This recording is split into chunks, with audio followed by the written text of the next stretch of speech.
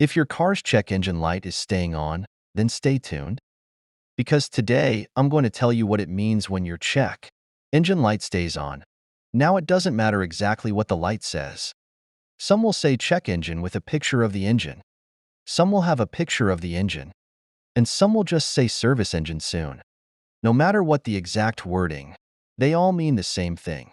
When you start your car, the computer analyzes if there's any problems in it. And if it finds a problem, it turns the check engine light to warn you about that problem. But how do you know what it means?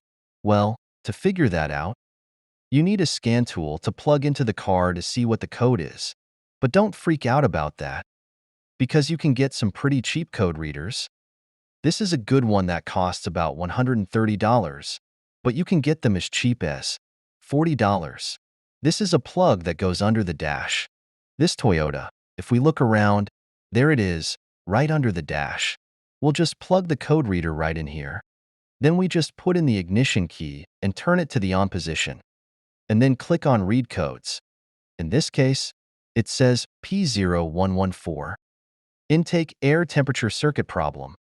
Now, in this case, it was pretty easy. Somebody just changed the air filter, and they left the sensor wire off. So I'll just plug it back in. In case the light comes on while you're driving down the road, and you don't have a scan tool, here's a tip.